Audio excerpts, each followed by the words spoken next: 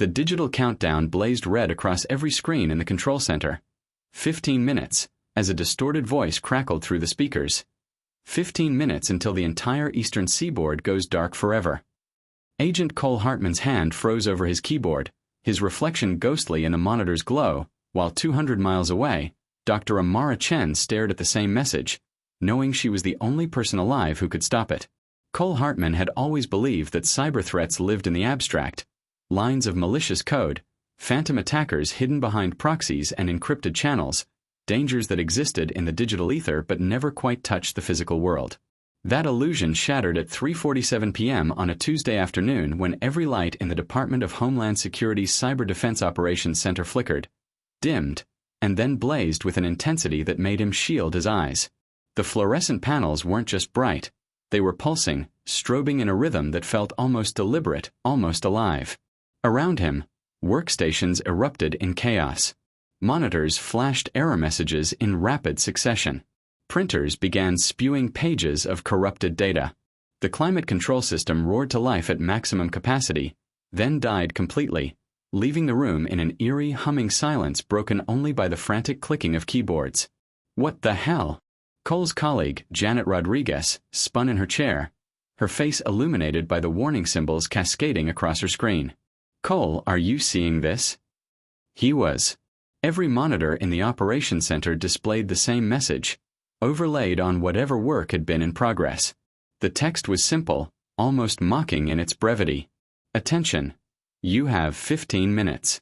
The Eastern Regional Power Grid is now under my control.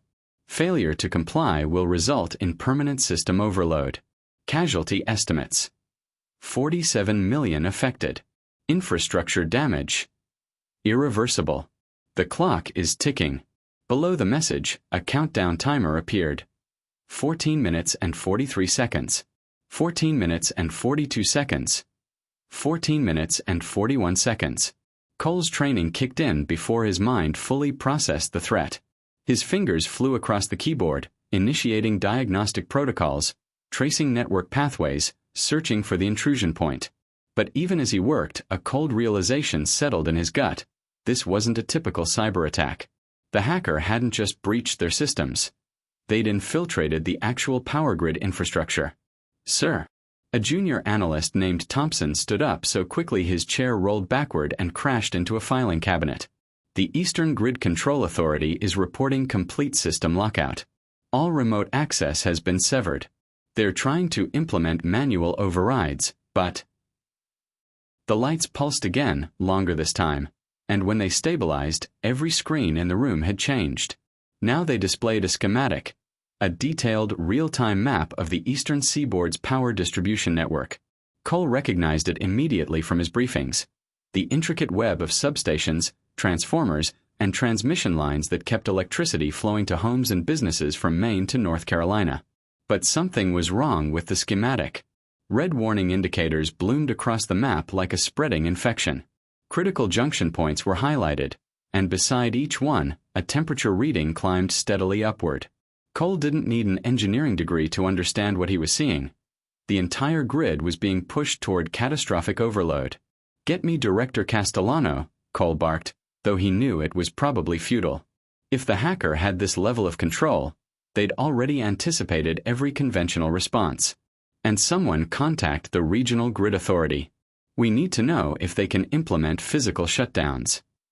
Sir, the Regional Authority is located in Richmond, Janet said, her voice tight. But their entire facility has been compromised. The hacker locked them out of their own systems. They're trying to access the backup controls, but... A new message appeared on the screens, interrupting her, anticipating manual shutdown attempts. All remote and local control interfaces. Disabled. Backup systems. Disabled. Physical circuit breakers. Active, but accessible only through restricted maintenance corridors. You'll need someone who knows the system. I suggest Dr. Amara Chen. She's in Building 7, Sublevel 3, at the Blackwood River Substation. Better hurry. 13 minutes and 27 seconds remaining. Cole's blood ran cold. The hacker knew their response protocols, knew their personnel. had done enough reconnaissance to identify not just the vulnerability, but the exact person who could theoretically fix it, and where she was located. "Who the hell is Amara Chen?" he demanded. Thompson was already pulling up personnel files. Dr. Amara Chen, Ph.D. in electrical engineering from MIT. She's the lead systems engineer for the Eastern Grid Control Authority. Specializes in power distribution networks and emergency containment protocols. According to this, she was scheduled for routine maintenance inspection at the Blackwood River facility today. Cole grabbed his phone, but the screen was dark, unresponsive. He tried 3 more times before accepting what he already knew. Communications were down. The hacker had thought of everything. "The Blackwood River substation," Cole said, his mind racing. "How far?" "About 20 minutes by helicopter," Janet replied. "But sir, even if you get there, how are you going to communicate with this Dr. Chen? If the hacker has control of the communications infrastructure." "Then we'll figure it out when I get there." Cole was already moving toward the door, grabbing his field jacket from the back of his chair. "Keep trying to trace the source of the intrusion. I want to know who's behind this and where they're operating from." "Cole, wait." Janet caught his arm, her expression grave. "If this is real, if the grid actually overloads, we're talking about infrastructure damage that could take months or years to repair. Hospitals, water treatment facilities, transportation systems. Everything goes dark. And that's just the immediate impact. The economic damage, the social chaos." "I know." Cole met her eyes, saw his own fear reflected there. "That's why we have 12 minutes to stop it." He ran. The helicopter pilot didn't ask questions, which Cole appreciated. Within 3 minutes of reaching the rooftop pad, they were airborne, the city of Washington, D.C. sprawling below them in the late afternoon light. Cole pressed his face against the window, watching the streets, the buildings, the thousands of people going about their lives completely unaware that in less than 10 minutes, everything might change. His phone buzzed, a single, impossible vibration. Cole pulled it out, found a new message waiting despite the communications blackout. "Unknown number. Agent Hartman. How noble of you to volunteer for the field mission. I'm watching. I'm always watching. Don't disappoint me. And do give Dr. Chen my regards. She's been so dedicated to her work. It would be a shame if all that dedication went to waste." 10 minutes and 33 seconds. Cole's jaw clenched. The hacker was monitoring his movements in real time, which meant they had access to security cameras, GPS systems, maybe even the helicopter's onboard computers. This wasn't just a cyber attack, it was psychological warfare, a chess game where every move had been anticipated. "How long?" he shouted over the rotor noise. 7 minutes to the substation," the pilot called back. "But the facility is restricted airspace. We'll have to set down in the adjacent field and you'll need to run the rest of the way." 7 minutes of flight time. Then however long it took to reach Dr. Chen. Then whatever needed to be done to stop the overload. Cole did the math and felt his stomach drop. They were cutting it impossibly close. Below, the landscape shifted from urban sprawl to suburban neighborhoods to industrial zones. Cole could see the Blackwood River snaking through the terrain, and beside it, the sprawling complex of the substation, a fortress of transformers, switchgear, and transmission towers surrounded by high-security fencing. "There." The pilot pointed. "That's the facility. I'm taking us down." The helicopter descended toward an empty field about 300 yards from the substation's perimeter. Cole unbuckled before they touched ground, his hand already on the door release. The moment the skids hit earth, he was out and running, his shoes pounding against packed dirt as he sprinted toward the facility. The security gate was unmanned, which should have been his first warning. The second was the absolute silence. No hum of transformers, no electrical buzz, nothing but the sound of his own ragged breathing and the distant helicopter lifting off behind him. Cole reached the main entrance and found it locked, the electronic keypad dark and unresponsive. He pulled out his service weapon and shot the lock once, twice, until the mechanism gave way and the door swung open. Inside, emergency lighting cast everything in a sickly yellow glow. Directional signs pointed him toward Building 7, and Cole followed them at a dead run, his footsteps echoing off concrete walls. He passed control rooms with flickering monitors, break rooms with abandoned coffee cups, maintenance bays with tools scattered across workbenches as if everyone had simply vanished mid-task. Dr. Chen. His voice bounced back at him unanswered. Amara Chen. If you can hear me, I'm with Homeland Security. We have an emergency. A door at the end of the corridor. Building 7, sublevel access. Cole hit it at full speed, taking the stairs down 3 at a time. Sublevel 1. Sublevel 2. Sublevel 3. The corridor here was darker, narrower, lined with pipes and cable conduits. And at the far end, he saw her, a woman in a blue work jumpsuit, standing in front of an open electrical panel, a tablet computer in her hands and an expression of intense concentration on her face. Dr. Chen. Cole gasped, skidding to a stop beside her. She looked up and Cole found himself staring into dark, intelligent eyes that registered surprise, then calculation, then something that might have been resignation. Let me guess, Amara Chen said, her voice steady despite the circumstances. Someone sent you to find me because the eastern grid is about to collapse and I'm apparently the only person who can stop it? How did you? Because I've been staring at this exact scenario for the past 5 minutes. She turned the tablet to show him a screen identical to the ones back at the operations center. The countdown timer now reading 8 minutes and 47 seconds. And because whoever designed this attack knows exactly what they're doing. They've locked out every remote system, disabled all the automated safety protocols, and forced us into a position where the only way to prevent catastrophic failure is to manually reset the primary circuit breakers before the thermal overload becomes irreversible. Cole's heart hammered against his ribs. Can you do it? Maybe. Amara's expression was grim. But not from here. The primary breakers are distributed across 4 different locations within this facility, each one accessible only through specific maintenance corridors. I can talk you through the process, but Agent, what's your name? Hartman. Cole Hartman. Agent Hartman, I need you to understand something. Amara looked him dead in the eye. If we get this wrong, if you throw the wrong switch or reset the breakers in the wrong sequence, we won't prevent the overload. We'll accelerate it. And everyone from here to Boston will pay the price.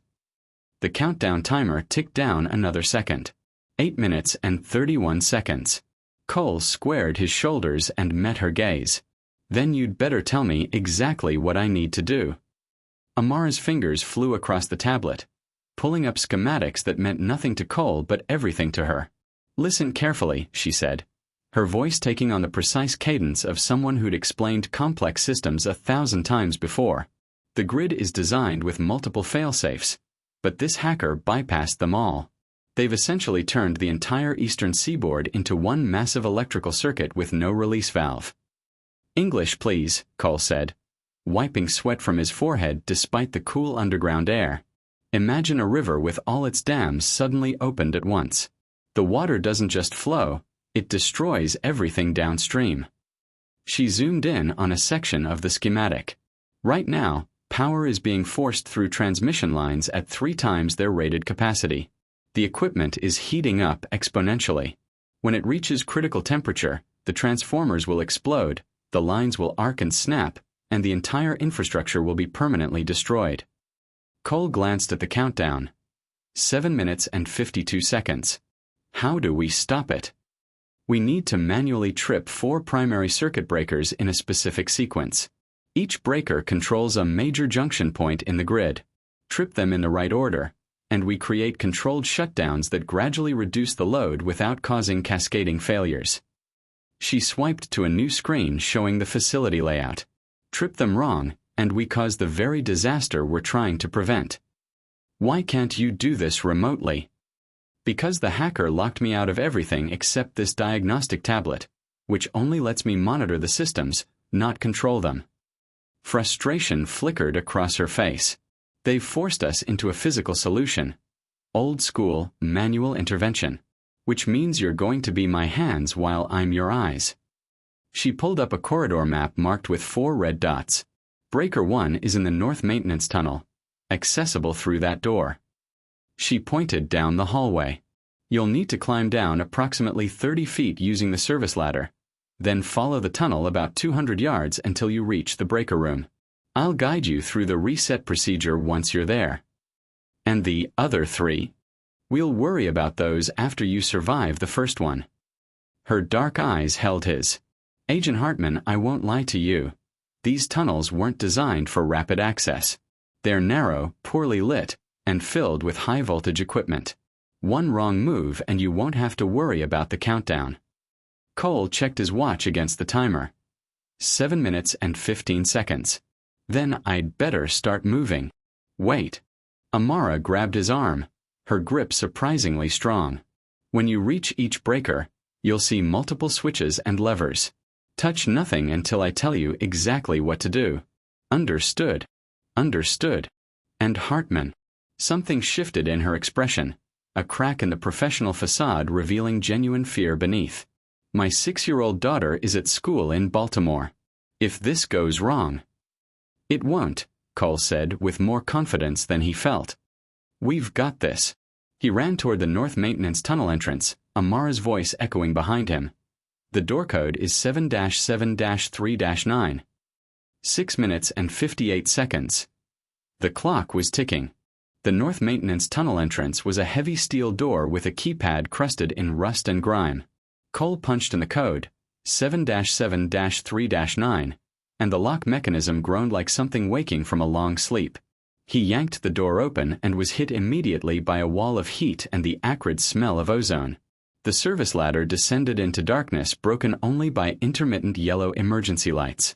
Cole grabbed the first rung, felt it shift slightly under his weight, and began climbing down. His shoes scraped against metal, the sound amplified in the confined space. 20 feet. 25. The heat intensified with each step, radiating from the massive cables running along the tunnel walls. Chen, I'm in the shaft, Cole called out, then realized the futility. No communications. He was alone. 30 feet down, his boots hit concrete. The tunnel stretched before him, a narrow corridor lined with pipes, conduits, and electrical equipment that hummed with barely contained energy. The emergency lights cast everything in sickly yellow, creating shadows that seemed to writhe and pulse. Cole ran. 200 yards felt like 2 miles in the oppressive heat. Sweat poured down his face, stinging his eyes. The humming grew louder, punctuated now by occasional pops and cracks that made his skin crawl. Something was wrong with the equipment. He could see it in the way certain junction boxes glowed faintly red, in the slight vibration he felt through the floor. The breaker room appeared ahead, a small chamber branching off the main tunnel. Cole burst through the doorway and stopped dead. The room was a nightmare of switches, levers, dials, and displays. Banks of circuit breakers lined 3 walls, each labeled with codes that might as well have been hieroglyphics. Red warning lights blinked across multiple panels.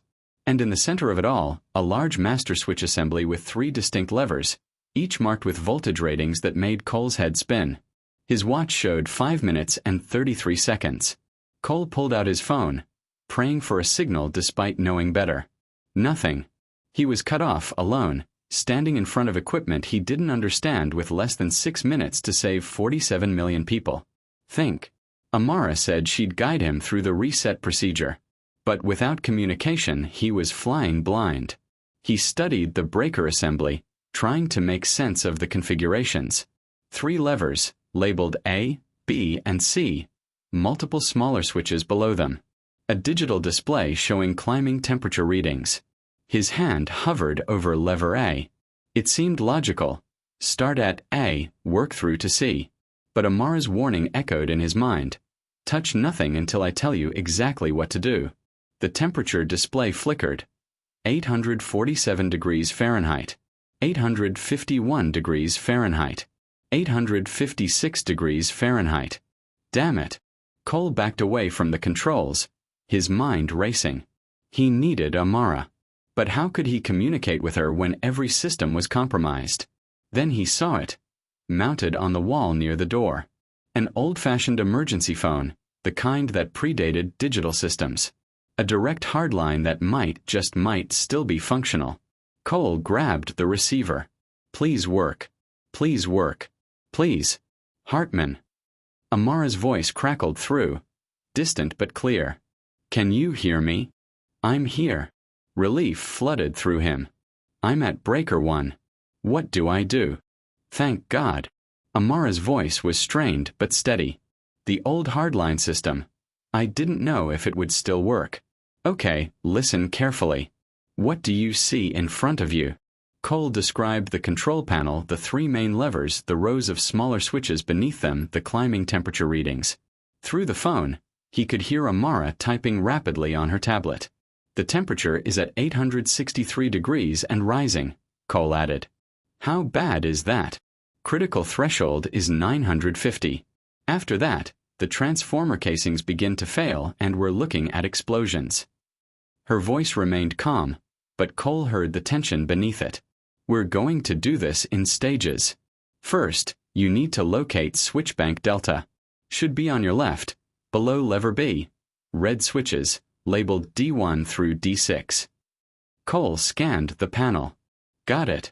Flip D3 and D5 simultaneously. Not one at a time, together. Can you do that? Yes. Cole positioned his hands over both switches, his palms slick with sweat. On my count. 3, 2, 1, now.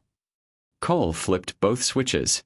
The humming in the room changed pitch, dropped several octaves. The temperature display flickered. 861 degrees Fahrenheit. 859 degrees Fahrenheit. 857 degrees Fahrenheit. It's working, Cole breathed. Temperature's dropping. Don't celebrate yet. That just redirected power flow away from the most critical junction. Now we need to actually trip the breaker. Papers rustled on her end. Lever A, you'll need to pull it down to the halfway position and hold it there for exactly 5 seconds. Not 4, not 6. 5. Then release and let it spring back up. You understand. Pull down halfway, hold 5 seconds, release. Got it. Hartman, this is the critical part. If you pull too far or hold too long, you'll create an arc flash that could kill you instantly. If you don't pull far enough or don't hold long enough, the breaker won't trip and we've accomplished nothing. Cole wiped his palms on his pants. The countdown on his watch read 4 minutes and 17 seconds. I'm ready. Halfway is marked by a small notch you should be able to feel. Find it first. Cole gripped lever A, pulled down slowly. He felt the resistance, then a subtle change in tension. There, the notch. Found it. Good. Pull to that point and hold. I'll count for you. Ready. Ready. Now. Cole pulled the lever down to the notch. It vibrated under his grip, fighting him, as if the system itself was resisting. 1, 2, 3. Amara's voice was his anchor. 4, 5, release. Cole let go. The lever snapped upward with shocking force. For a moment nothing happened. Then every light in the breaker room flashed brilliant white. The humming died completely, and the temperature display showed 654 degrees Fahrenheit, 612 degrees Fahrenheit, 589 degrees Fahrenheit. Breaker 1 is tripped. Cole shouted into the phone. Temperature is dropping fast. Excellent. Relief colored Amara's voice. 1 down, 3 to go. Now get to Breaker 2. East Maintenance Tunnel. Back the way you came, then take the first right. And Hartman. Yeah. You have less than 4 minutes. Run. Cole ran back through the north tunnel, his lungs burning. The equipment around him had quieted slightly, but he could still feel the wrongness in the air, the excessive heat, the occasional spark leaping between cable housings. The grid was wounded but still dangerous. He hit the main corridor at full speed, nearly missed the turn to the east tunnel. His shoulder slammed into the wall as he corrected course, pain shooting through his arm. No time to worry about it. 3 minutes and 41 seconds. The east tunnel was different, wider but darker, with sections where the emergency lighting had failed completely. Cole pulled out his phone and activated the flashlight function, grateful that at least basic features still worked even without signal. The beam cut through the darkness, illuminating more cable runs, more junction boxes, More evidence of a system being pushed beyond its limits. Something's wrong here, Cole muttered to himself. Several of the junction boxes showed scorch marks, and the air smelled of burning insulation. He picked up his pace, running faster than was probably wise in the near darkness. Breaker Room 2 appeared suddenly, and Cole almost ran past it. He skidded to a stop, grabbed the emergency phone mounted outside the door. Chen, I'm at 2. Good. We're running out of time, so I need you to move faster on this one. Her voice was tighter now, the stress bleeding through. This breaker controls the main transmission lines from the Blackwood substation to the Baltimore corridor. It's handling even more load than Breaker 1. The procedure is similar, but... A massive crack echoed through the tunnel, followed by a shower of sparks from a junction box 30 feet away. Cole instinctively ducked as molten metal spattered against the concrete floor. What was that? Amara demanded. Equipment failure. We're running out of time. Then listen. You need to flip switches G2, G4, and G7 together. All 3 simultaneously. Then wait 10 seconds before touching lever B. Cole studied the panel. 3 switches meant using both hands and his chin or elbow. He positioned himself carefully. Ready. Go. He managed it, awkwardly but effectively. The switches flipped and again that pitch change in the ambient hum. But this time something else happened. A high-pitched whine began building in the walls, growing louder with each passing second. I'm hearing something, Cole said. Like a transformer overload in the adjacent chamber. We don't have 10 seconds. Amara's voice was urgent. Trip lever B now. 3 seconds. Halfway position, go. Cole grabbed the lever, pulled to the notch. 1, 2, 3. He released. The lights flashed. The whine stopped abruptly. And then, from somewhere in the distance, a muffled explosion shook the tunnel. Was that? A transformer blew, but it was controlled. The breaker tripped just in time. Amara let out a shaky breath. 2 down. But Hartman, we've got a problem. What kind of problem? The heat buildup is accelerating faster than my models predicted. You need to reach breakers 3 and 4 in the next 2 minutes, or the whole thing cascades anyway. Cole looked at his watch. 2 minutes and 18 seconds. 2 breakers. 2 minutes. Impossible. Which one first? South Tunnel for Breaker 3, Amara said, her voice crackling with interference. It's the closest. Trip that one first, then we'll worry about 4.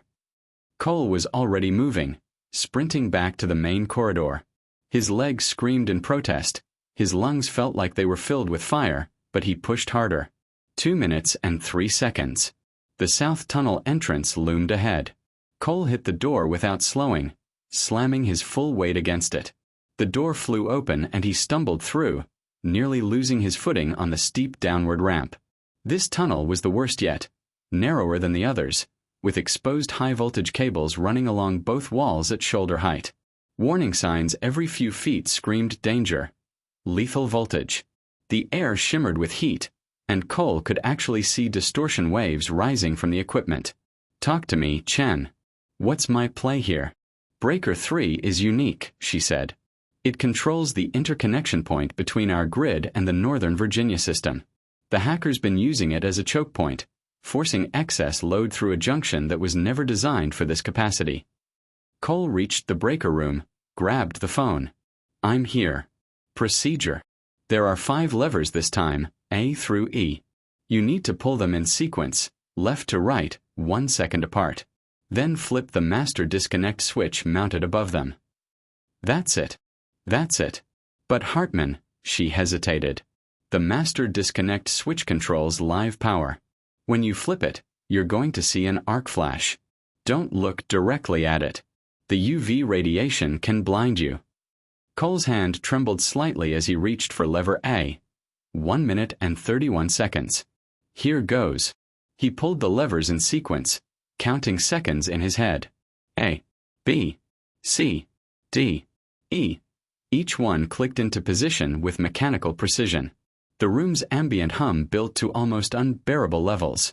The master disconnect was a large red switch mounted in a heavy-duty enclosure. Cole turned his face away, squeezed his eyes shut, and threw the switch. Even through his closed eyelids, the flash was brilliant white. The crack of electricity was deafening. Every hair on Cole's body stood on end, and for a terrifying moment, he thought he'd miscalculated, that the arc had jumped to him. Then silence. Complete and total silence. Cole opened his eyes. The breaker room was dark except for a few emergency lights. The oppressive hum was gone. Temperature displays showed rapidly falling numbers. 3 down, he shouted into the phone. What's the status? Grid load is dropping across the board, Amara said, and Cole could hear the cautious hope in her voice. But we're not done. Breaker 4 is in the west tunnel, and according to my readings, it's the most critical. The hacker has concentrated the final surge there, probably as a failsafe in case we succeeded with the others. Cole checked his watch. 58 seconds. Less than a minute. How far? Quarter mile from your position. Maybe more. Cole didn't wait to hear the rest. He ran. Cole's legs were beyond exhaustion, running on pure adrenaline and desperation. The west tunnel was the farthest from the main corridor, and he covered the distance in a blur of burning muscles and ragged breathing. 47 seconds. The tunnel was a maze of turns and intersections, each one costing precious seconds as Cole searched for the right path. Emergency lighting flickered and died in sections, plunging him into darkness broken only by his phone's flashlight. Come on, he gasped, rounding another corner. Finally, the breaker room door, marked with faded yellow paint and warning symbols. 38 seconds. Cole grabbed the emergency phone with shaking hands. I'm here. Okay, listen, this is the big one. Amara's voice was tight with tension. Breaker 4 controls the main transmission hub. The hackers pushed so much power through this junction that it's literally on the verge of melting down. You'll see what I mean when you look at the panel. Cole turned to the control panel and his stomach dropped. The entire assembly was glowing, not with indicator lights, but with actual heat. The metal housing shimmered, and several gauges had needles pinned at maximum. Temperature reading: 1,247 degrees Fahrenheit. Jesus Christ. This thing is cooking. It gets worse. To trip this breaker, you need to perform a full manual shutdown sequence. There's a safety lockout, a metal cover secured with 6 bolts. You'll need to remove it first. Cole looked around frantically. I don't have tools. There should be an emergency toolkit mounted on the wall. He found it. A red metal box with a simple latch. Inside, wrenches, screwdrivers, pliers. Cole grabbed the appropriate wrench and attacked the first bolt on the safety cover. It was hot enough to burn his palm even through his sleeve. 29 seconds. Faster, Hartman. The first bolt came free. Then the second. The third was seized, and Cole had to throw his full weight against the wrench to break it loose. His hands were blistering from the heat, but he kept going. 22 seconds. Fourth bolt. Fifth. The sixth was stripped, the head nearly rounded off from age and heat. Cole wedged the wrench at an angle, pulled with everything he had. The bolt finally gave way with a metallic shriek. Cover's off. What now? Red button beneath. Press and hold for 3 seconds. Then pull the main lever straight down. Don't ease it, one smooth, fast motion. 17 seconds. Cole found the button, slammed his palm against it. Counted. 1, 2, 3. He grabbed the main lever. It was scorching hot, but he didn't let go. One motion. Fast and smooth. He pulled. The lever resisted, stuck from heat expansion. Cole pulled harder, muscles screaming. 11 seconds. It's not moving. Pull harder. You have to overcome the thermal lock. Cole braced his foot against the panel, used his entire body weight. The lever shifted 1 inch. 2 inches. 8 seconds. Come on. 3 inches. 4. 5 seconds. The lever suddenly gave way completely. Cole fell backward as it slammed into the down position. Every light in the room flashed brilliant white, then died. Total darkness. Total silence. Then, from the phone still clutched in his hand, "Did it work?" Hartman, did it work? Cole lay on the concrete floor, chest heaving, his burned hands throbbing. For a long moment he couldn't speak, couldn't move, could only listen to his own ragged breathing in the absolute darkness. "Hartman." Amara's voice was frantic through the phone. "Answer me." "I'm here," he managed. "Levers down." "Did we make it?" The silence on the other end stretched for what felt like an eternity. Cole could hear her typing, muttering calculations under her breath. Then, "Grid load is dropping. Temperature readings across all 4 sectors are declining. We did it. We actually did it." Cole closed his eyes, let his head fall back against the floor. How much time did we have left? According to the countdown, 3 seconds. 3 seconds. Cole laughed, a sound somewhere between relief and hysteria. "Cutting it a bit close, weren't we?" "You have no idea. The thermal stress on those transformers. Another 5 seconds and we would have had cascading failures across the entire eastern seaboard." Her voice softened. "Hartman, you just saved 47 million people." "We saved them," Cole corrected, finally pushing himself to a sitting position. His hands were a mess, blistered, bleeding in places where the hot metal had seared through his sleeves. "I was just following your instructions." "Instructions are useless without someone brave enough, or crazy enough, to execute them." A pause. "Can you make it back to sublevel 3? We need to figure out what happens next." Cole pulled himself to his feet using the wall for support. "Yeah. Give me 10 minutes. The walk back through the tunnels felt surreal. The equipment had fallen silent, the oppressive heat already beginning to dissipate.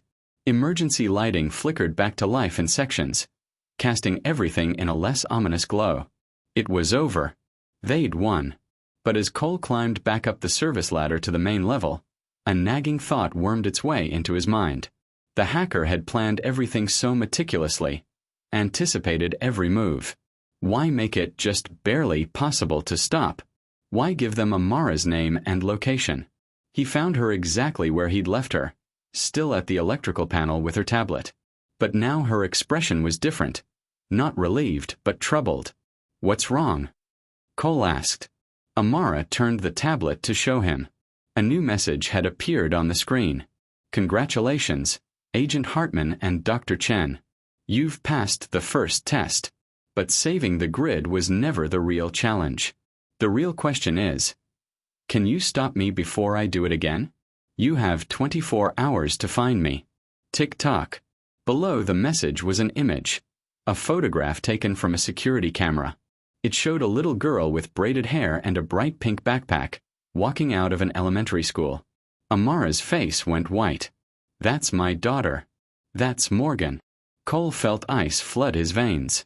The hacker knows where she is. This was never about the grid. Amara's voice was barely a whisper. This was always about me. About getting my attention. About proving that he could reach me anywhere through anything. Who would do this? Who has this kind of grudge against you? Amara looked up, and Cole saw something new in her eyes. Not fear, but recognition. And guilt. "I think I know exactly who." Cole watched Amara's hands tremble as she stared at the photograph of her daughter. The confident engineer who'd guided him through impossible odds seemed to shrink before his eyes, replaced by a terrified mother facing her worst nightmare. "His name is Dr. Vincent Reeves," Amara said finally, her voice hollow. "He was my mentor at MIT, brilliant beyond measure. We worked together on advanced grid security systems for 3 years after I graduated." "What happened?" "He wanted to present our research to the Defense Department, show them vulnerabilities in the power infrastructure so they could patch them. But I found out he was planning to sell the same information to foreign entities. When I reported him, he was arrested, convicted of espionage." She met Cole's eyes. "He went to prison because of me. That was 5 years ago." Cole's mind raced. When was he released? 6 months ago. Early release for good behavior. Amara pulled up a news article on her tablet. The photograph showed a thin man in his 50s with intense eyes and graying hair. I got a letter from him 2 months ago. Just one line. The student becomes the teacher, but lessons remain unlearned. You didn't report it? I thought it was just bitter rambling. I never imagined. Her voice cracked. Morgan's school gets out in 20 minutes. I need to get to her.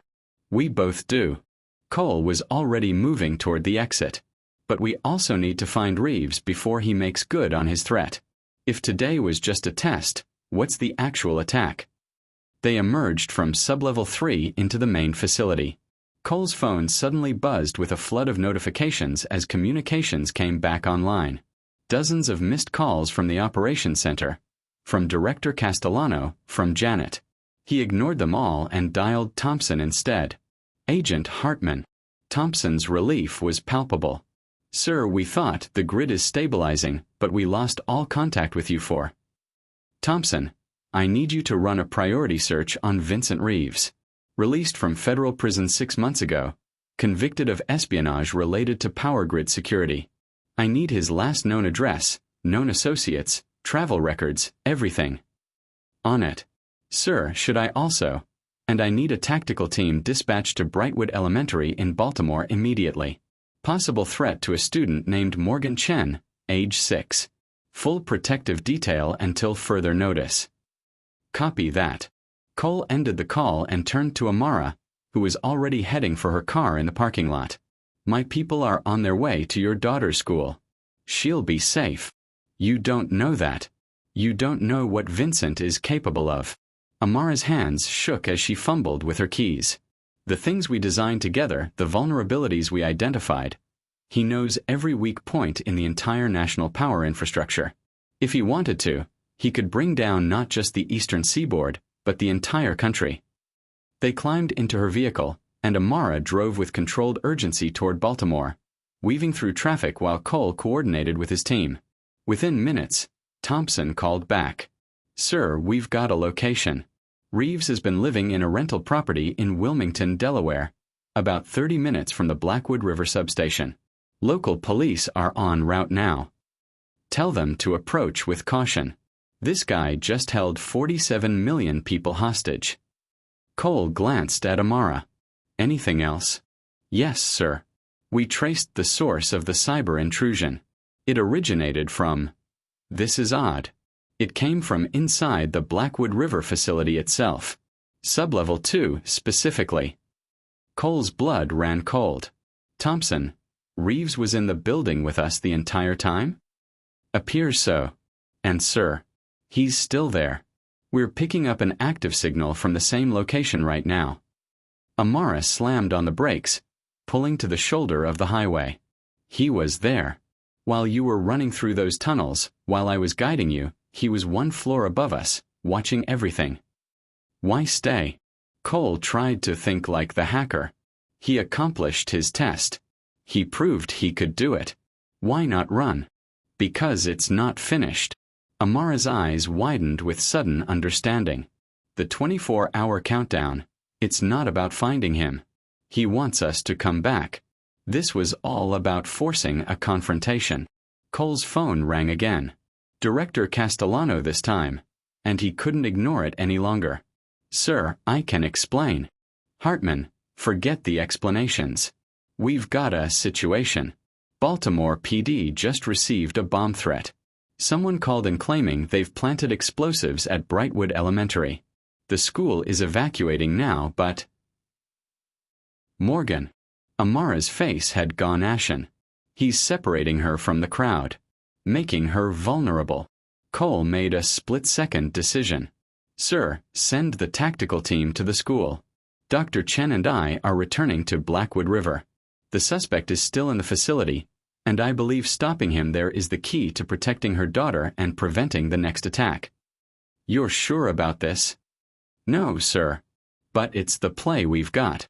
They turned around, speeding back toward the substation. Amara drove in silence, her jaw set with determination that reminded Cole of the way she'd sounded guiding him through those breakers. Focused, precise, unwilling to fail. Why me? Amara asked suddenly. Why not just come after me directly? Why this elaborate demonstration? Because he doesn't just want revenge. He wants vindication. Cole checked his weapon, made sure he had a full magazine. You proved he was wrong 5 years ago. Now he's trying to prove you were wrong about him. They pulled into the Blackwood River facility. Police vehicles were already on scene, officers establishing a perimeter. Cole flashed his credentials and led Amara inside, down the now familiar corridors to Sublevel 2. The level was a mirror of Sublevel 3, same layout, same industrial aesthetic, but devoted to computer systems rather than electrical equipment. At the far end of the corridor, light spilled from an open doorway. Cole drew his weapon. Stay behind me. Not a chance. This is my fight too. They approached the doorway together. Inside, they found a control room filled with servers and monitors. And sitting calmly at a workstation, as if waiting for them, was Vincent Reeves. He looked older than his photograph, thinner, with the haunted eyes of someone who'd spent too long planning revenge. But his smile was almost gentle as he turned to face them. Amara. Right on time. And you must be Agent Hartman. Quite the performance in those maintenance tunnels. I was genuinely impressed. It's over, Reeves. Cole kept his weapon trained on the man. The grid is secured. Law enforcement is surrounding this building. Your leverage is gone. Is it? Reeves tapped a key, and the monitors behind him came to life, showing security camera feeds from Brightwood Elementary. Morgan Chen was visible in one feed, standing with a teacher near the playground, unaware of the chaos around her. Your tactical team is very efficient, Agent Hartman. They've secured the school beautifully, but they're looking for a bomb that doesn't exist. Then what's the point of all this? Amara stepped forward, and Cole saw her hands had stopped shaking. If you wanted to hurt me, you've had 6 months. If you wanted to destroy the grid, you could have done it today. What do you actually want, Vincent? Reeves stood slowly, his movements careful, non-threatening. I want what I've always wanted, for people to understand the truth. 5 years ago, you painted me as a traitor. But I was trying to save lives by exposing vulnerabilities before our enemies could exploit them. By selling classified research to foreign governments. By forcing the bureaucrats to take the threat seriously. For the first time, emotion cracked through Reeves' calm facade. How many warnings did we send through official channels? How many reports did they ignore? I had to escalate to get their attention. And today, Cole asked, was this escalation too? Reeves smiled again, sad and bitter. Today was a demonstration. Proof that every vulnerability I warned about 5 years ago still exists. Proof that the systems I tried to expose are still dangerously insecure. I could have destroyed the grid at any point in the last 6 months. Instead, I gave you both exactly enough information to stop it, to prove that the infrastructure can be saved if people like Amara are given the resources and authority they need. Amara shook her head. You held millions of people hostage to make a point? I gave millions of people a wake-up call. And more importantly, Reeves pulled out a flash drive from his pocket, set it on the desk. I documented every vulnerability I exploited today, every weakness in the system, every failure point that regulators and power companies have ignored for years.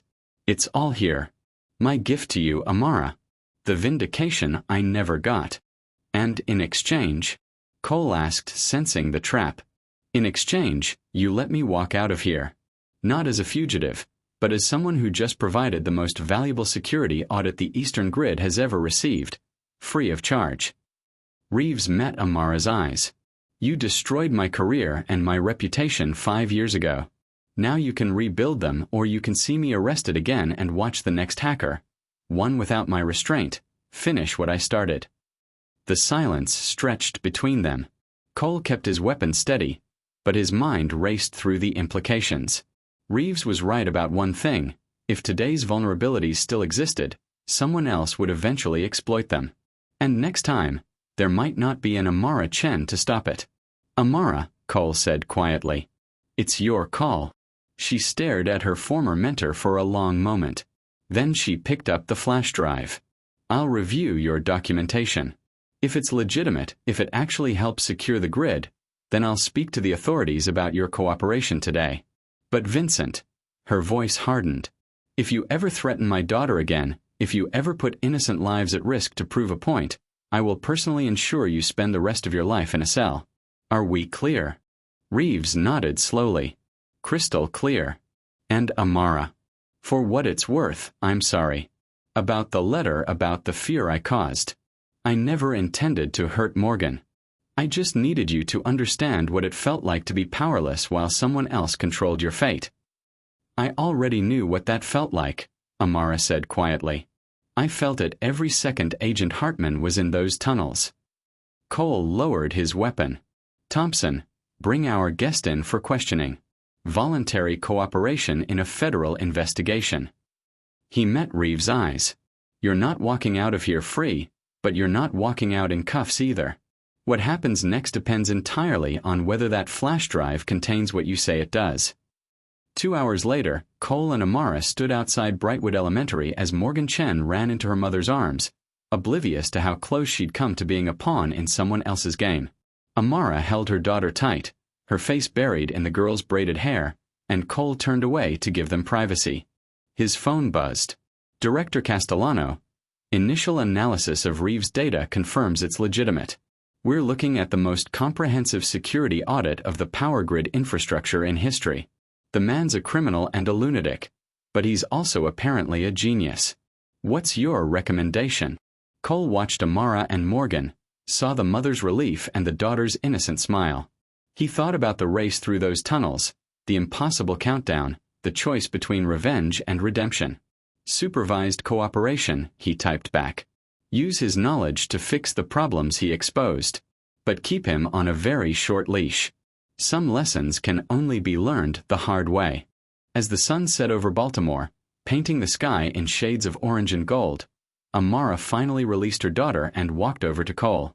Her eyes were red, but her voice was steady. Thank you. For trusting me in those tunnels. For trusting my judgment with Vincent. You saved those 47 million people just as much as I did, Cole replied. Maybe more. So what happens now? Cole looked at the flash drive in her hand, the data that would reshape power grid security across the nation. Now you become the teacher. You take what Reeves documented and you fix it. Make sure that next time someone tries this, they don't even get close. And you. I make sure there isn't a next time. Cole held out his hand. Partners. Amara shook it, her grip firm and confident. Partners. Morgan tugged at her mother's sleeve. Mommy, who's this? This is Agent Hartman, sweetheart. He's a friend who helped Mommy with something very important today. Did you save the world? Morgan asked, with the straightforward curiosity only a 6-year-old could manage. Cole knelt down to her level, managed a tired smile. Your mom did most of the saving, actually. I just ran really fast and followed directions. That's what Mommy always tells me to do in school, Morgan said seriously. Follow directions and do your best. Your mom gives good advice. As Cole drove back to Washington that evening, his burned hands bandaged and his body exhausted, he found himself thinking about the countdown that had dominated his afternoon. 15 minutes to save millions. 15 minutes that had felt like hours, that had pushed him beyond what he thought possible. But what stuck with him most wasn't the fear or the adrenaline or even the relief of success. It was Amara's voice on that emergency phone, steady and certain, guiding him through the darkness. Two strangers, separated by distance and discipline, who'd somehow found perfect synchronization under impossible pressure. His phone buzzed with a text from an unknown number. Agent Hartman, thank you for giving Vincent a chance at redemption. He doesn't deserve it, but maybe that's what makes it meaningful. If you ever need an expert in electrical engineering or someone who can think under pressure, you know where to find me. Dr. Chen. Cole saved the number, smiled despite his exhaustion, and texted back. If I ever need someone to talk me through another impossible situation with seconds to spare, you'll be my first call. Try to stay out of trouble until then. Hartman. Her response came immediately. In my line of work? No promises. But if the power grid ever needs saving again, at least we know we make a good team. They did. Against all odds, in the space of 15 minutes, they'd become something rare. Two people who'd seen each other at their absolute limits and chosen trust over doubt, cooperation over blame, redemption over revenge. The eastern seaboard's lights blazed in the darkness as Cole drove through the night, each one a small victory, each one proof that sometimes the impossible is just barely possible. If you're willing to run through the tunnels, trust the voice on the phone, and give everything you have when the countdown reaches 0. 47 million people went to bed that night never knowing how close they'd come to losing everything. But two people knew. And in the end, that knowledge, that shared experience of triumph snatched from the jaws of catastrophe, was worth more than any recognition or reward. The power stayed on. The grid held. And somewhere in the darkness, Vincent Reeves sat in a federal holding cell with a small smile on his face, knowing that his documentation would save more lives than his revenge ever could have taken. Some lessons, Cole reflected as he finally pulled into his apartment complex at midnight, can only be learned through fire. And some teachers only find redemption by burning down everything they built and starting over from the ashes. He'd run through those tunnels expecting to fail. Instead, he'd found what everyone in his line of work secretly hoped for. The moment where training, instinct, and sheer desperate courage aligned perfectly to make the impossible happen. And he'd found a partner who understood that sometimes saving the world comes down to one person following instructions in the dark while another person refuses to let them fail. Cole fell asleep that night with his burned hands throbbing and his body aching, but with the quiet satisfaction of knowing that when the countdown reached 0, he'd been exactly where he needed to be, doing exactly what needed to be done. The power grid had survived. And so had they. If this story had your heart racing against the clock, imagine what else we have in store for you. Thumbs up, smash that like button if you felt every second of that countdown. Bell subscribe and turn on notifications so you never miss our next pulse-pounding story. Speech balloon, drop a comment below. What would you have done in Cole's position? Could you have trusted a stranger's voice with millions of lives at stake? What story should we bring to life next? Mobile phones, share this with someone who loves edge-of-your-seat thrillers. We craft these epic tales with cinematic storytelling just for you. Your support keeps the stories coming, longer, better, and more thrilling with each upload. Coming up next, more impossible countdowns, more unlikely heroes, and more stories that'll keep you hooked until the very last second. Remember, every story is a journey. Every like helps us create the next one. Every subscriber joins our community of story lovers. See you in the next adventure. Clapperboard High Voltage.